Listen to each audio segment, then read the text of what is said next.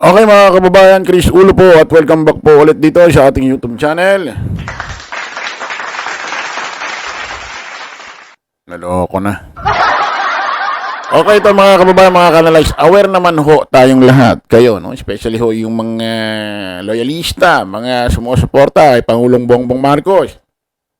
Pati ho itong mga DD shit na follower ho ng pamilya Duterte. Aware naman ho kayo kahapon ho nagkaroon ng press conference. Ito hong si Pangulong Bongbong Marcos about ho dito sa nakakuha ho ng kickback.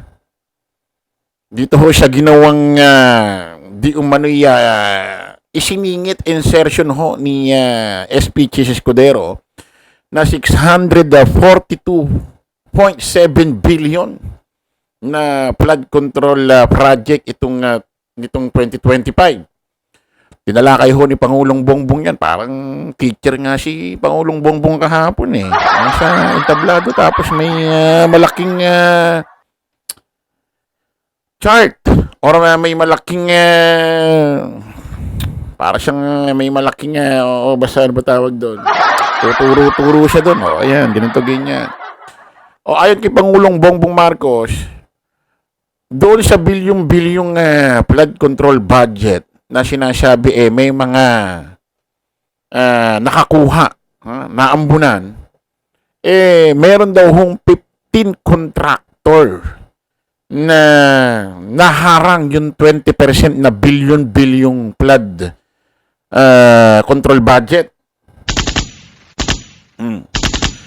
Diba kahapon, controversial yung ginawang press conference ni Pangulong Bongbong. Abay, nakakapagtaka mga kababayan, mga ka-analyze. Porkit gumawa ng press conference si Pangulong Bongbong Marcos kahapon about ho rito sa 15 contractor na nakakuha ng 20% na flood control budget sa bilyong-bilyong budget. Pero inano muna ni Pangulong Bongbong yung mga politiko na naambunan, hindi niya muna pinagbabanggit. Kahapon niyang ginawang press conference. Abay, bigla ho nagkaroon ng press conference. Nag-press conference bigla itong si Senador Chis Escudero kanina. Aba, bakit? Ano to? Hugas kamay ba ito? Sagot ba? Although Senador Chis Escudero kanina dyan sa press conference mo, kaharap mo mga reporter, mainstream media, sagot ba ito sa press conference na ginawa ni Pangulong Bongbong Marcos kahapon? At may matindihong binitawang salita si Senador Chis Escudero sa nangyaring ginawang press conference ni Pangulong Bongbong kahapon. Nako, pakinggan nyo ito mga kababayan. Mukhang madadagdagan na yata yung Duterte versus Marcos versus Escudero. Pakinggan ho natin.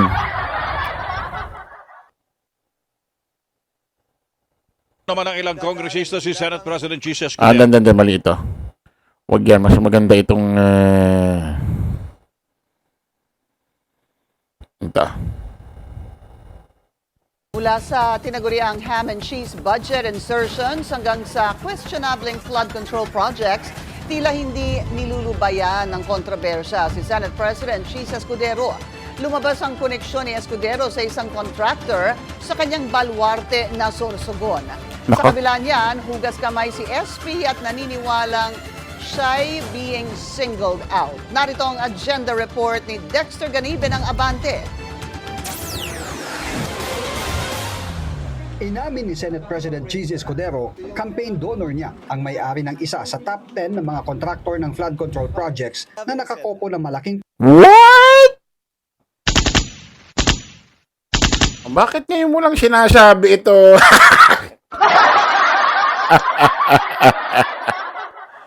Bakit ngayon mo lang sinasabi ito, Senador Chis Escudero? At bakit parang inuunahan mo na? Bakit parang, kasi ito mga kababayan, nagkaroon ng press conference si Pangulong Bongbong kahapon. Binanggit niya ang 15 contractor na sabi mga nakakuha ng kickback dito ho sa bilyong-bilyong flood control budget. 20% daw ang nakuha nila, tapos pinaghati-hatian daw ng 15 contractor. Ngayon, yung 15 contractor na yon, biglang nag-press conference si Chis Escudero kanina. Bigla siyang may inamin na may isang contractor doon sa 15 contractor na yon. Naging campaign donor niya nung 2022 election. Bakit inunahan mo na? Bakit pinangunahan mo na? Para ba hindi mas kagulat-gulat kapag lumabas na sa mainstream media na isa sa mga kontraktor na binanggit ni Pangulong Bongbong ay naging campaign donor ni SP Chis Escudero nung nakaraang halalan. Hindi pala 2022 nung nakaraang taon. 2019 yata. Bakit bigla mong pinangunahan? Bakit inuna mo na? Para hindi mas masakit pag sa'yo galing. Para kunyari magmukha kang tawag dito, honest, ganun. Nalaka na! Ano mga kababayan, kumbaga sa basketball kahit tayo ay, alam mo, minsan kasi may mga nanonood ng basketball, kahit hindi ganun karunong sa basketball, minsan mas marunong pa doon sa mga player sa PBA pag pinanonood. Parang ganito yan dito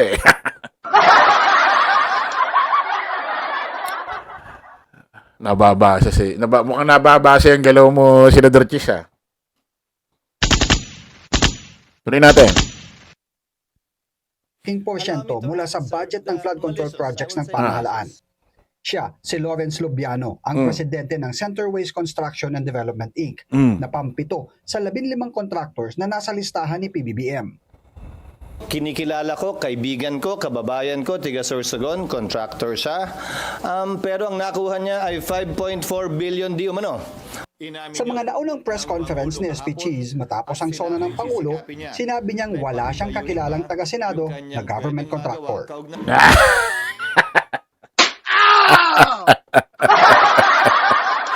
Narinig niyo according sa bilyonaryo. Actually, napanood ko rin yan hindi pa nangyari tong press ko na to. Hindi pa nabubulgar yung 15 contractor. After ng sona ni Pangulong Bongbong, gumawa ng press conference ito si Chis Escudero after ng sona ni PBBM. Nung July 28, wala raw siyang kilala or wala raw siyang kaibigan or connection sa mga kontraktor ho ng gobyerno. Abay, ngayon iba na. Meron daw siya, kakilala niya raw yun. Yung isa sa mga kontraktor na 15 binanggit isa raw sa mga 15 kontraktor na binanggit ni Pangulong Bongbong, may kakilala siya doon, yung mismo, yung babaeng binanggit dito kanina lamang.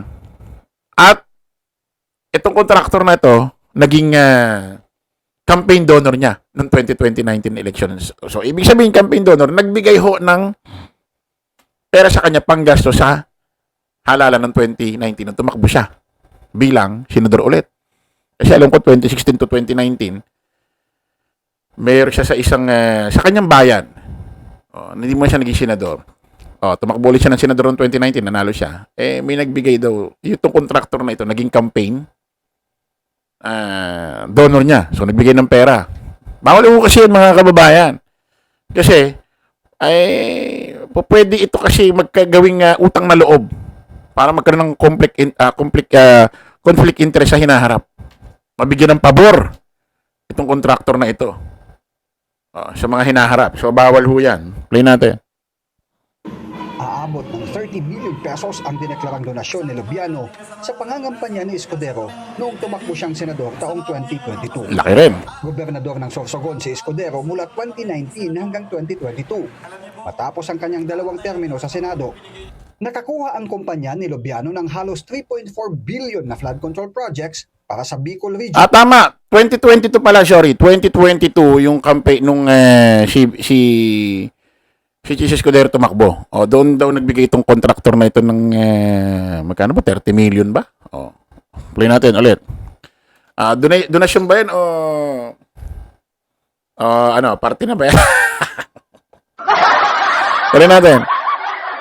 Region noong 2020 hanggang 2022. At karamihan dito ay mga proyekto sa lalawigan ng Sorsogon. Mabilis namang tinanggi ni Escudero na may kinalaman siya para makuha ng Centerways ang nasabing mga proyekto. Ang pinag-uusapan 2022 budget. Ginawa ang 2022 budget ng 2021 Congress. Hindi pa ako bahagi ng 2021 Congress at that time. Governor pa ako sa aming lalawigan. Kung pag-uusapan mo ay budget ng 2022, ginawa yan ng 2021. Wala akong kinalaman kaugnay sa program of work, pagbid, pag-award.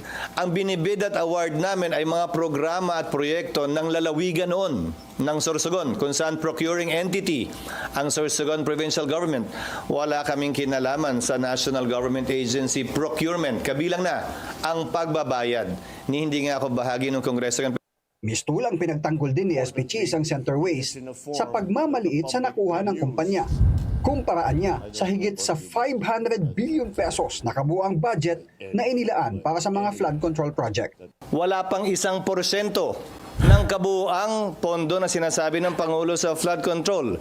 Ang tanong ko, bakit pinagtuunan ng pansin yon? Yung 1% pa talaga, hindi yung 99%? Tinawag niyang Actually, mga kababayan, nakaraan pa pinagpipilitan, dinidiin ito ni Senador Chis Escudero, itong ganitong klaseng paliwanag. Ito raw 642.7 billion flood control budget nitong 2025 na ayon allegedly di umano isiningit ni Chis Escudero sa budget para sa 2025 nung 2024. Itong 642.7 billion daw na ito, barya lang 1% lang daw ito sa billion-bilyong budget para sa 2025. Para bang sinasabi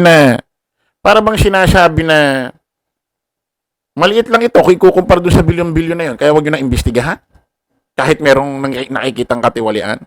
Baka nakakalimutan mo, Senador Chis Escudero, kaya iniimbestigahan ito, may mga governor, mayor na nagtatatahol sa kanilang iba't ibang probinsya na wala namang nakakarating sa kanila.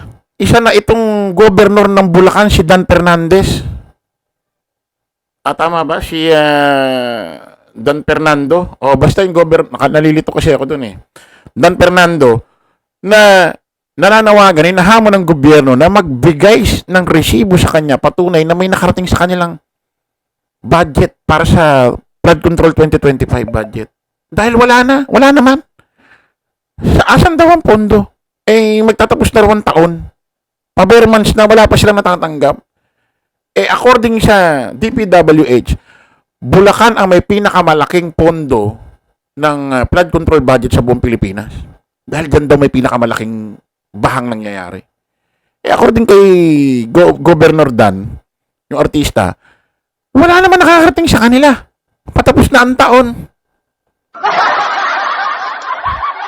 Kaya iniimbestigahan niya, Senador Chis. Para bang sinasabi mo na, baka nakakalimutan mo, Senador Chis, ang flood control, nakasalalay dito ang ekonomiya dahil kapag binabaha ang mga lugar-lugar, maraming apektadong business. At nakasalalay din dyan ang safety ng taong bayan kung saan nakatira ang mga taong bayan sa mga lugar na binabaha. Naturingang abogado ka, ganyan ang katwiran mo. Para kang tanga.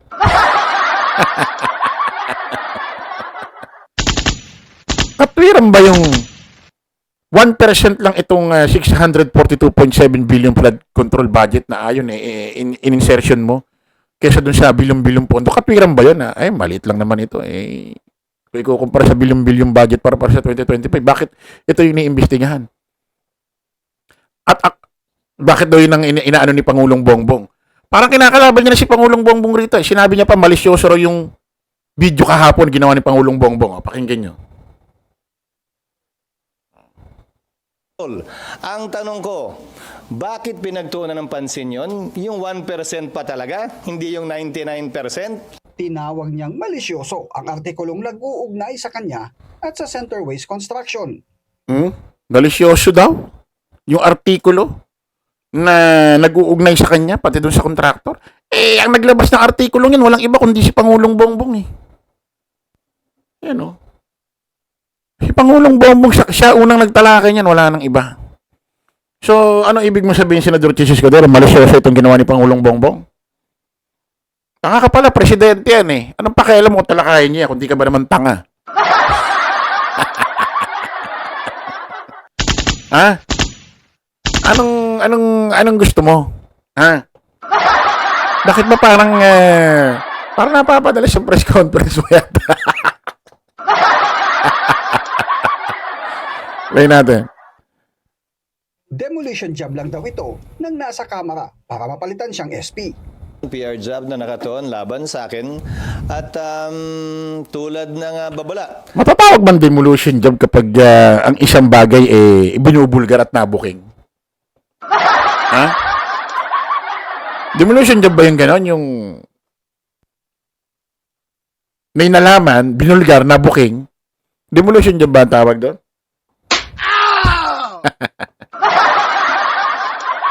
May mga nabubuking lang demolition job na daw. Ba't di mo pangalanan? Ba't di ka magpakita ng ebidensya na kung saan dinidemolition job ka? Ba't di mo i-demanda? Ha? Sige nga, sabihin mo yung mga pangalan. Na isang kapwa ko senador na ito'y gagawin upang tiyakin na maalis ako sa pwesto at nang pag-final muli daw yung impeachment ay wala na ako dito pagdating ng February 6. Pumutok ang issue sa umano'y maanomalyang flood control projects ng ibalita ng politiko at Billionaire News Channel ang sinasabing ham and cheese insertions sa 2025 budget. Agad namang napuna ng mga netizen ang pag-amin ni SP Cheese na tumanggap siya ng donasyon mula sa kaibigang presidente ng Centerways Construction Nako.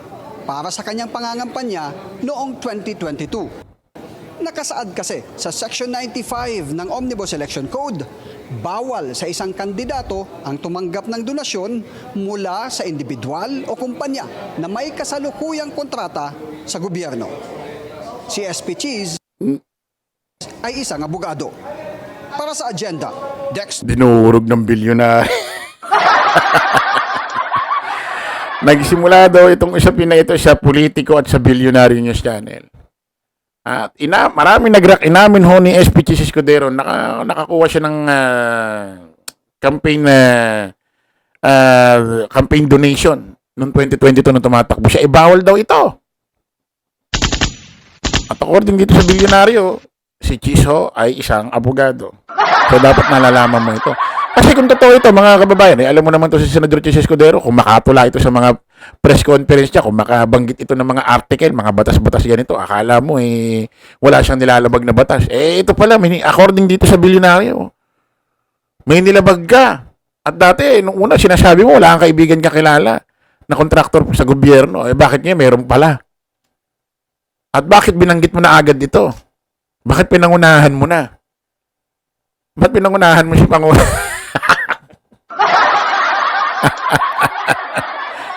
Bakit pinangunahan mo? Ay, nako talaga naman. Sinabi niya na, no? Para magmukha raw siyang honest. Ba't inamin ko naman na? Wala yan. Inamin ko nga kung may ginawa talaga akong kasalanan sana hindi ko agad inamin. Parang sabi niyo doon sa zona na una raw siyang pumalakpak. So, ibig sabihin na raw siya tinatago. Yun na pala yung basihan ngayon. Pag pumalakpak ka, ibig sabihin wala kang tinatago. Ibig sabihin against ka sa ganun. Kung sa palakpakan lang ang magiging basihan, lahat ng kriminal pumalakpak na. Para magmukha malinis. Okay mga kababayan, kita sa panibagong vlog. Bye-bye po.